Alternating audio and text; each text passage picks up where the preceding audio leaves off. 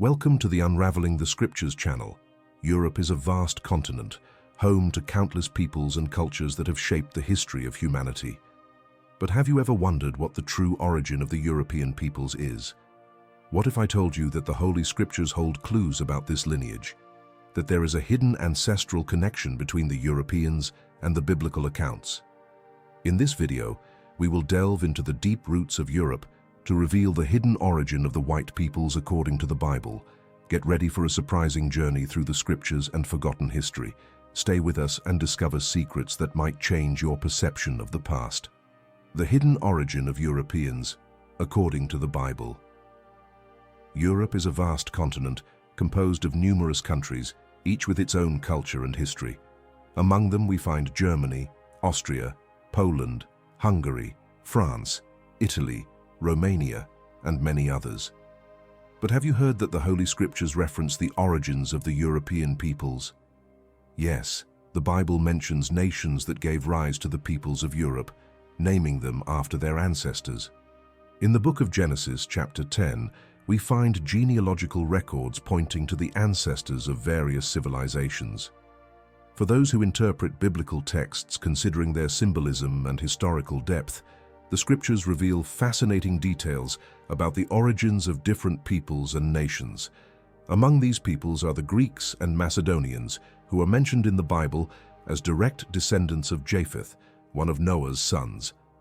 Through ancient genealogies and traditional Jewish interpretations, we know that Japheth is considered the primordial ancestor of Europeans. Just as Javan, one of Japheth's sons, is identified as the progenitor of the Greeks, other branches of Japheth are believed to have given rise to various nations on the European continent.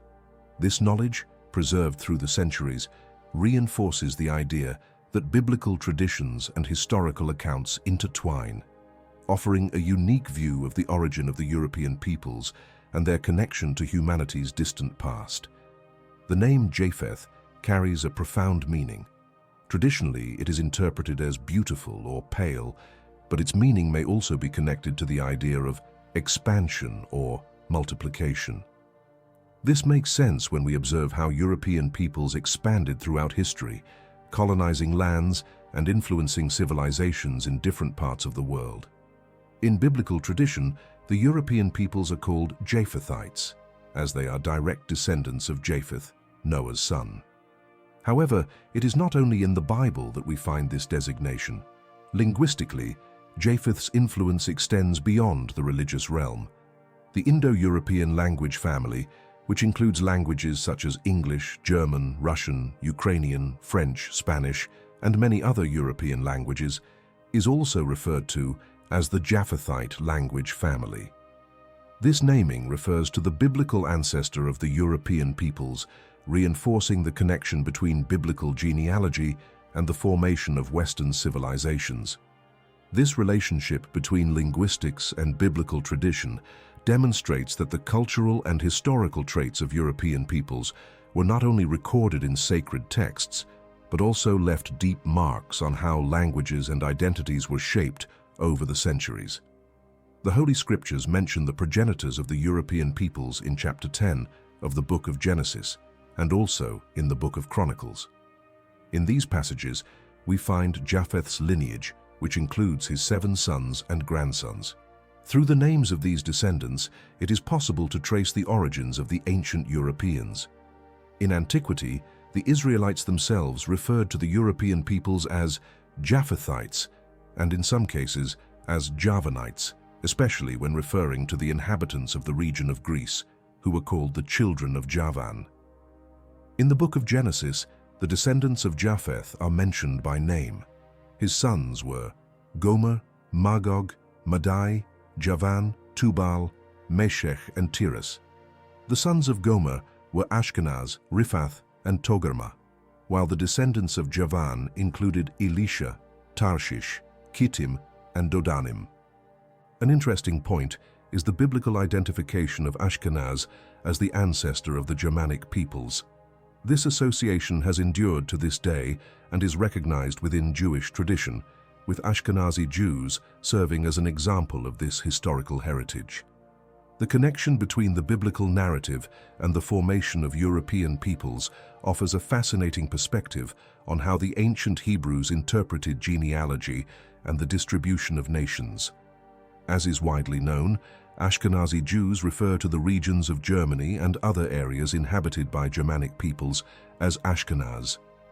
This designation originates from ancient Jewish tradition and the biblical worldview, according to which Ashkenaz is considered the ancestor of the Germanic peoples, including the Germans themselves. Furthermore, Ashkenaz is also identified as the patriarch of the Scandinavian populations and other Germanic groups. In parallel, there is also a biblical figure named Japheth.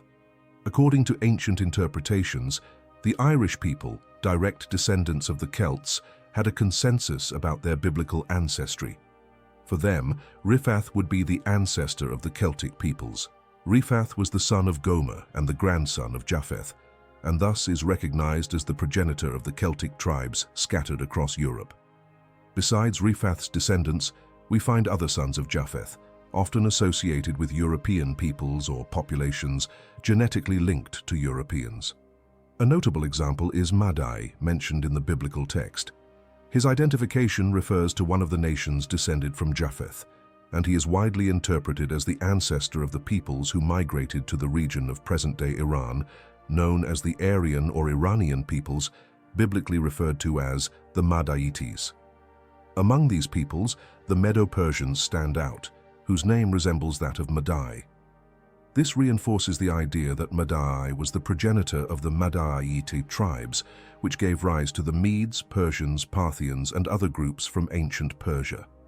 Another set of names that stands out in Genesis 10:2 includes Magog, Tubal, and Meshech.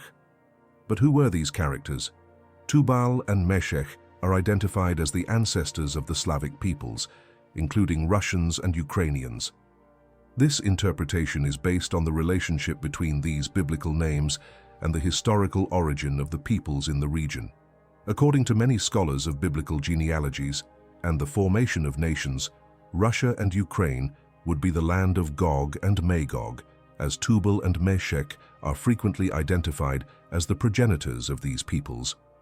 It is essential to understand who is who in the book of Revelation and other apocalyptic prophecies in the Bible, such as those contained in the Old Testament books of Daniel, Ezekiel, Isaiah, among others. Knowledge about the peoples mentioned and the identity of their ancestors is crucial for correctly interpreting these passages.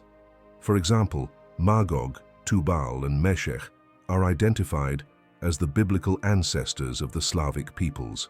Similarly, Ashkenaz is pointed out as the patriarch of the Germanic peoples.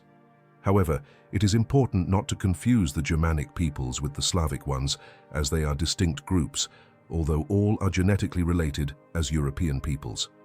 Another highly relevant biblical character is Tarshish, one of Japheth's sons.